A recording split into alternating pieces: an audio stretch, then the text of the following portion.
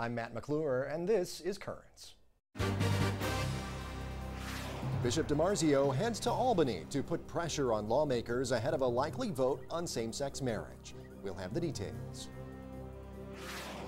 Plus, the bishop joins us in studio to go into the deep about Father's Day. Parenting skills, best practices there, they really are important to learn, and the church should do more to teach those things to people. And Anthony Weiner calls it quits. We'll get local reaction. There's something wrong with him, and I don't think a person who has something wrong with him should represent us.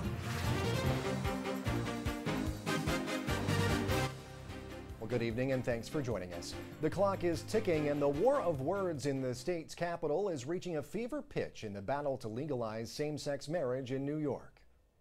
It is totally against our Torah values and the biblical values that this country was based on. If they vote their hearts and principles, New York State will become the next state to adopt marriage equality. A marriage between a man and a wife is a very sacred position. This is an evolutionary issue. As I understand, even President Obama and Hillary Clinton don't support gay marriage.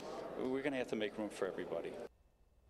Well, even New York Archbishop Timothy Dolan, who weighed in on the controversial legislation with a well-publicized blog post earlier in the week, added his voice to the swelling chorus of opponents to the polarizing measure on radio host Fred Dicker's talk show this morning.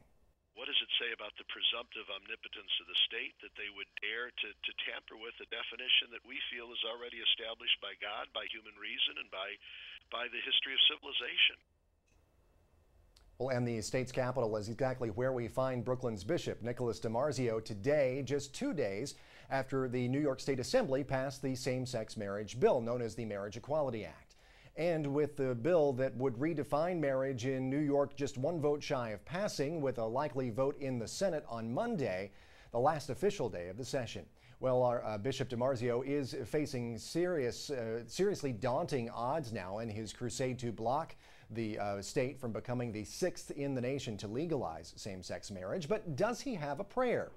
Well, to get an answer to that question and more, I'm joined now over the phone by Monsignor Kieran Harrington, the Vicar for Communications for the Diocese of Brooklyn. He's been in Albany with Bishop DiMarzio, and he is on the road right now on his way back. Monsignor, thanks for joining us. Hey, Matt, how are you? Great, great. Well, tell our viewers a little bit about what you guys experienced up in Albany today, first of all.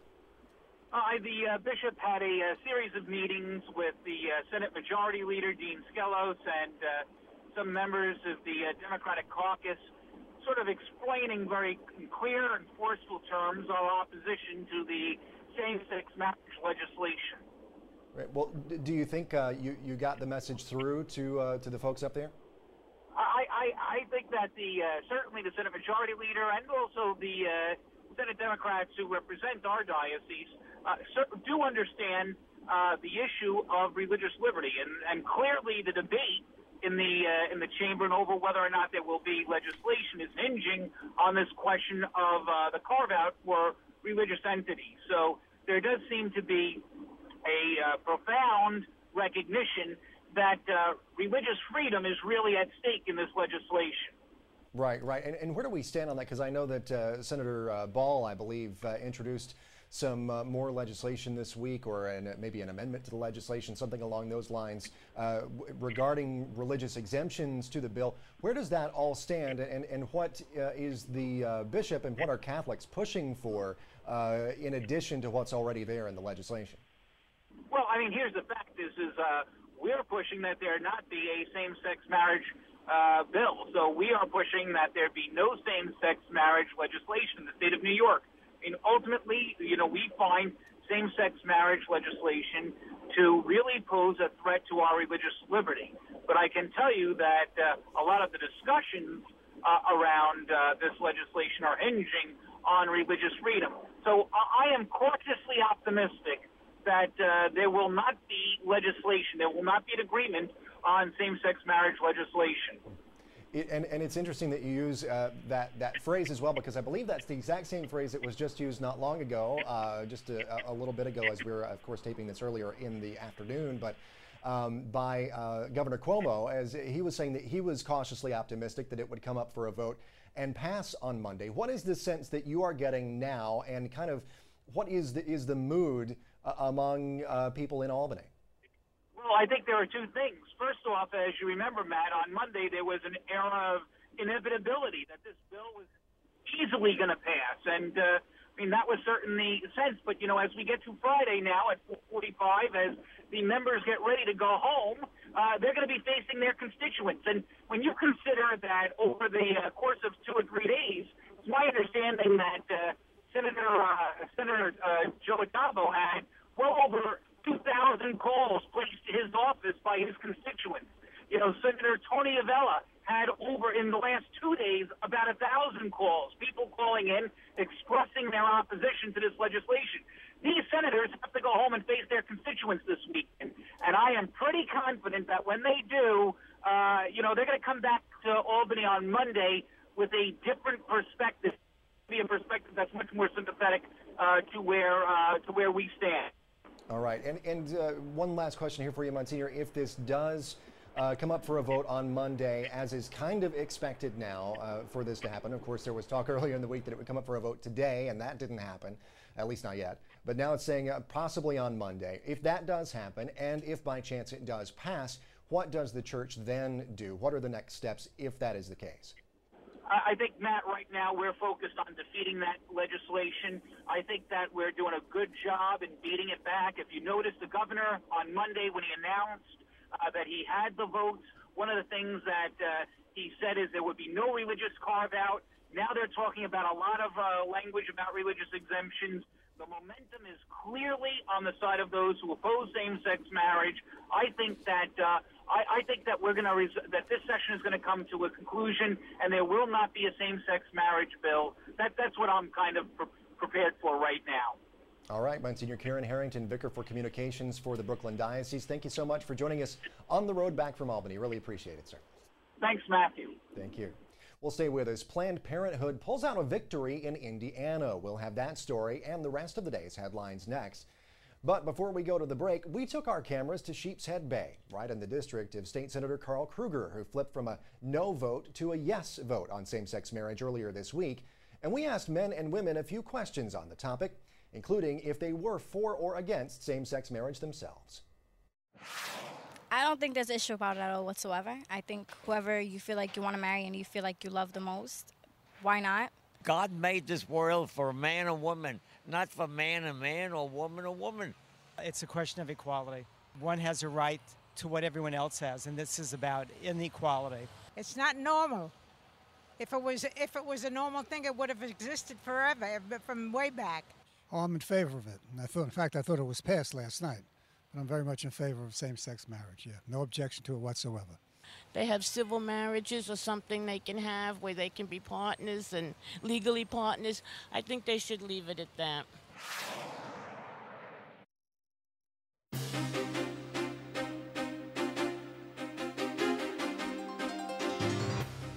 Welcome back to Currents. I'm Matt McClure. Coming up later, the end of the Anthony Weiner saga and the temptation of the web.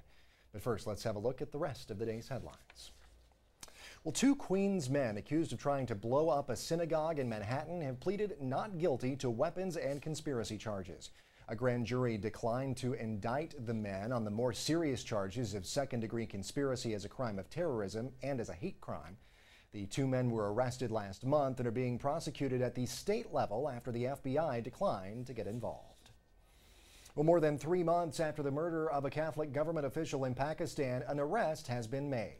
The Vatican news agency Fidesz says the man under arrest admitted in a wiretap to taking part in the plot to assassinate Shahbaz Bhatti.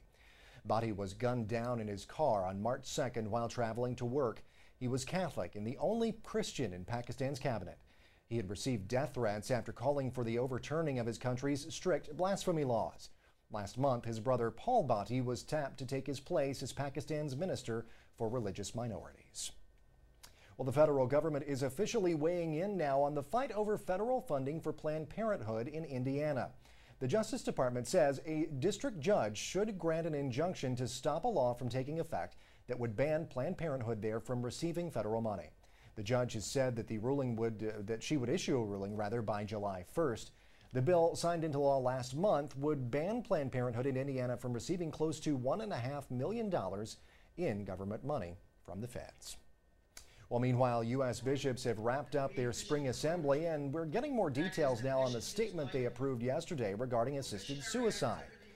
The document, titled "To Live Each Day with Dignity," says that assisted suicide, quote, does not promote compassion because its focus is not on eliminating suffering, but on eliminating the patient, end quote. The bishops fear that doctors will forego giving seriously ill patients better health care.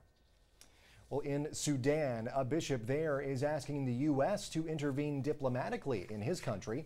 Bishop Eduardo Kusala is asking the U.S. to use whatever diplomatic means it can to pressure the Sudanese government to stop attacking civilians. Kusala says war is inevitable if troops from the north continue their attacks along the border between Sudan and southern Sudan. Residents of the south voted in January to secede from the Sudan. The split is scheduled to take effect on July 9th.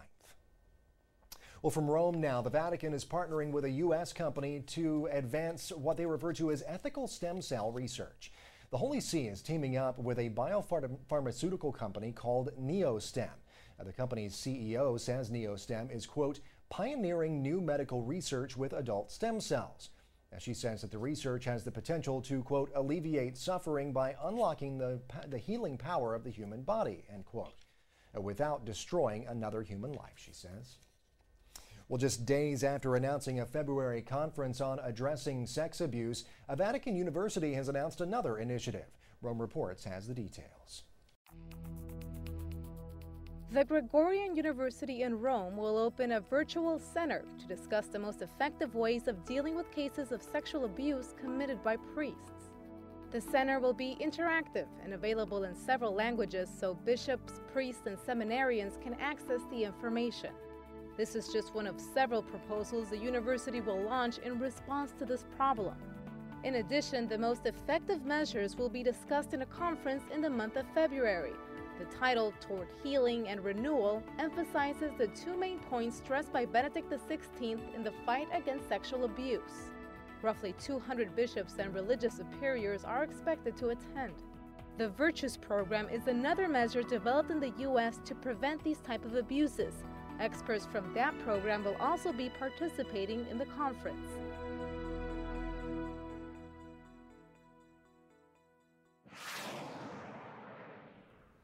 Well, the Vatican is also speaking out on the plight of refugees to Europe. According to the Holy See, more than 1,800 immigrants have died while trying to cross the Mediterranean Sea, with more than 1,600 of them from Libya. The Vatican says that since 1990, more than 17,000 people have died trying to get to Europe. A Vatican official says controlling immigration flow is necessary, but it must be based on principles of solidarity. That official, Archbishop Antonio Maria Veglio, led a prayer vigil last night for the victims. And finally, got a question for you here. What happens when you lose something? What do you do? Well, why not pray to St. Anthony? But, okay, what if the thing that you lose is a relic of that beloved saint? Well, that's exactly what happened at a church in Long Beach, California. Reports say the 780-year-old relic of St. Anthony, a bone from his body, was reported missing on Monday. Ironically enough, on the feast day of St. Anthony. But yesterday, that lost relic was found. Police announced that they had made an arrest and returned the relic to the church. Maybe someone did pray to St. Anthony. Well, stay with us. There's much more currents ahead. When we return, Father's Day just around the corner. We'll go into the deep with Bishop DiMarzio to talk about that. But first, the future of some elected officials hangs in the balance now, and we asked local residents if they would vote for a politician who voted for same-sex marriage. Absolutely. Absolutely, I would. But that depends on other issues, too. I mean, but if that was the only issue, I definitely would vote for that politician, yes. No, I wouldn't vote for a politician who wanted it because I don't believe in it. I don't believe it's a good idea. If a politician supported it, then that's fine because it's their own decision, and if they support it, they support it. If the people don't like it, then it's something that it's going to come to that point anyway, so we should just accept it now. He has to have more than just, I have to support him in more than just that. No. No, I wouldn't. I would support any politician who is for equality, and this is for equality of rights. Well, in a nutshell, not in this lifetime. Welcome back. Well, you know, it may seem ironic, but the very same week that the nation is preparing to celebrate fatherhood, the people of the state of New York are looking at a possible redefining of the institution closely associated with mothers and fathers. Now, you know, I may be wrong, but when it comes to fathers and Father's Day, the dads out there don't seem to get as much love as the moms. That's just the way it seems to me. But, you know, fathers do play just as an important role in raising a child, be it a boy or a girl. Trust me, I know that, firsthand experience. Have a great dad. This week, Bishop DiMarzio goes into the deep with us on the very subject of fatherhood and what it takes to be that guy out there that gets more than a tie on his special day. Bishop DiMarzio, thanks so much for being here. Appreciate your time. Good to be here always. Well, the, of course, holiday that is upcoming is Father's Day. And I think a lot of people, you know, not only does Mother's Day kind of come first on the calendar, I think a lot of times it probably comes first in people's minds when they think about parents and holidays, celebrating parents and things like that. I know myself, I went and visited my mom for Mother's Day down in Georgia and all of that. And unfortunately, due to schedule things, I won't get to do so for Father's Day. So do you think that fathers maybe kind of draw the short straw sometimes as far as recognition for what they do? I think you're right. Yeah. But I think they can handle it. Yeah. You know, they're fathers are fathers. They're men, and men are different from women. You know, the whole differences, and they like to be appreciated also. But perhaps they haven't got the same needs as women do as mothers. Sure. As far as raising a child, what really is the church's understanding and church's teaching of the father's role? Well, obviously, it's kind of an equal role in a sense of equal responsibility. I would say the church would see families as taking, the couple of taking joint responsibility for the rearing of a child. There's nothing that we're taught, you know, certainly that a mother has to raise a child and a father's kind of absent or just goes to work. The family, as we see it, is a communion, a union of people, and that certainly starts with the husband or wife, but also extends to the children. It's a thing that comes from our understanding of the Trinity as a family. So there is this reflection in our human families. I think it's made very clear by Blessed John Paul II in his encyclical on, it's actually an apostolic exhortation on the family. So we see that that is kind of teaching on the family is most current. Sure, sure. Now, of course, another big role model, obviously, for women, for mothers, is Mary, obviously. Who stands as a role model for men, for fathers? Well, it's St. Joseph, really. You know, part of the Holy Family is St. Joseph. In fact, in Italy, Father's Day is celebrated on the Feast of St. Joseph. So they made that connection very clearly. There you go. Here, this is a secular holiday, not a religious holiday. But we, I think, looked at Joseph as the model father, took care of Jesus, and to whom we look for as an inspiration for good fatherhood. Sure.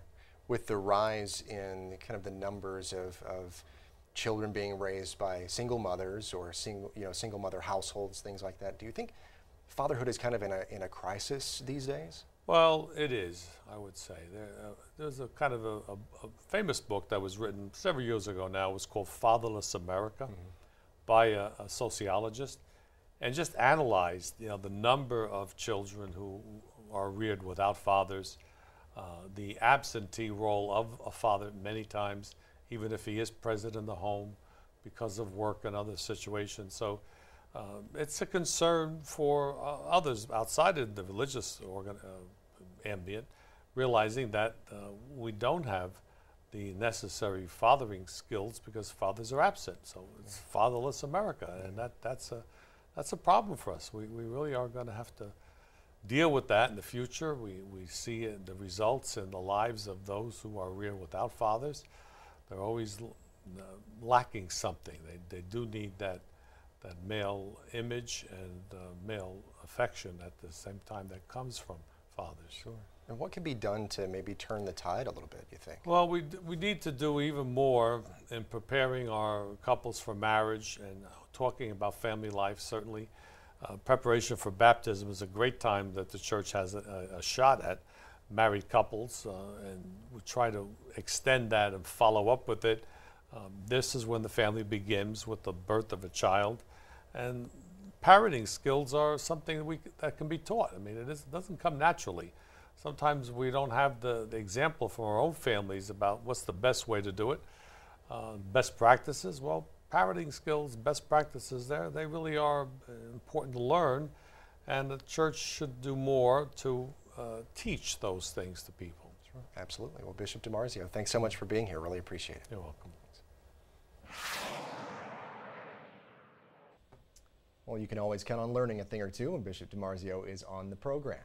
Well, stay with us. There is more currents ahead, but first we have more from residents of Sheepshead Bay ahead of a possible vote on same-sex marriage in Albany. This time, we asked men and women there if they think marriage is under attack. I don't think marriage is under attack. I think that if people feel that marriage is something that should be between a man and a woman, then I think they're being a little too close-minded. Of course it is. Simple, it is. I mean, Stevie Wonder can see it's under attack. Yes, it's, certainly, yeah. I don't think marriage should matter if it's like one man, one woman, like the way it says in the Bible. I think like now marriage means something completely different than it used to. Same-sex marriages work the same exact way as, you know, heterosexual marriages. Well, I think that's a trend these days. I don't think it's under attack by government or anything. I think people, just young people these days, aren't getting married like they used to.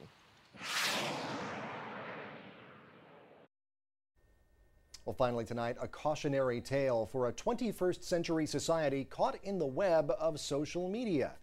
3 weeks ago, Congressman Anthony Weiner was a rising star in the House of Representatives, and by all accounts, he was a front-runner in New York City's 2013 mayoral race as well.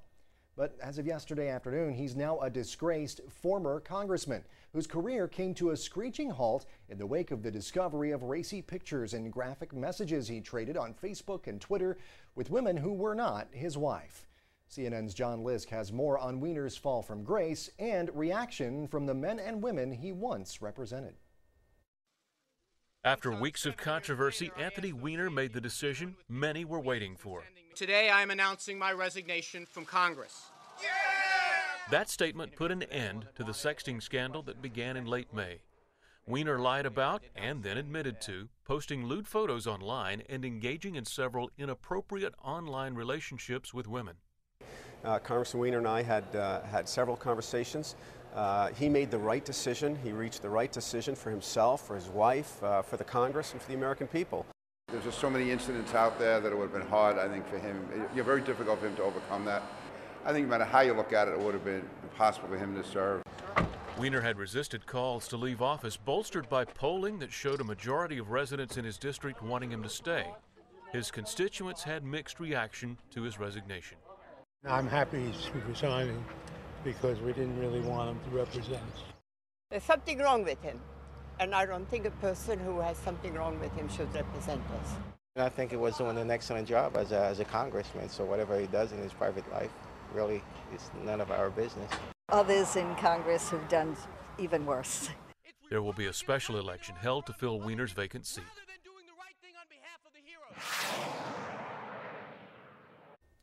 Well, that report from CNN's John Lisk. So while Weiner made it pretty easy to wag a disapproving finger in his direction for a lot of people, well, is there more out there that our tech-savvy generation can learn from his downfall to help us navigate love and relationships in this increasingly interconnected world?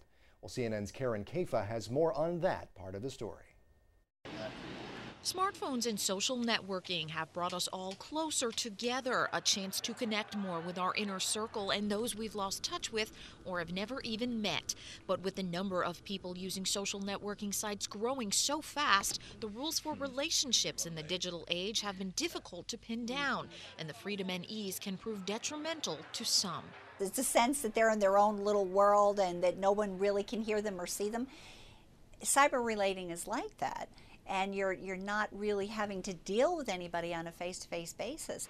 And that's why those in a relationship might rationalize that cyber cheating with someone they've never met or who lives across the country isn't so bad. But one relationship therapist warns it could point to a deeper problem. What it points to is somebody who has a compulsive behavior, or somebody who has, he's almost like an exhibitionist who is putting himself out there for people he doesn't even know. If you're uncomfortable with a racy message you've received or not sure about a friend request from an old flame, she says not to hide it, but address it with your current partner. Talk immediately to your significant other about it, because if somebody else mentions it to them, you have all these people in your network, someone else mentions it to them, they see it, then there's that sense that they're withholding. Because with so many ways to connect, the most important is still face-to-face. Well, it seems like there is a lot to learn from the Anthony Weiner scandal, and you know, it's like you learn something new every day, and that's definitely some good advice there for all of us, I believe. Well, that is it for this edition of Currents, but you know, that is not it. For more great programming right here on NET. No plans tonight? Well, NET's got you covered. Pop some popcorn, sit back, relax, watch Indie Films of Faith on Faith Film Festival at 8 p.m. But if you're just determined to go to the movies and pay $15 for a Diet Coke, do not walk out the door until you've checked in with our movie critics on Real Faith at 8:30 p.m. They will not steer you wrong. They'll always have a good opinion and you know, recommend some movies that the whole family can enjoy. That's what we like about them. Until then, though, be sure to visit us online over at currentsny.net. We're also on Facebook and we are on Twitter as well. But if you tweet us, keep it clean. For all of us here at Currents, I'm Matt McClure. Thank you so much for watching and have a great night.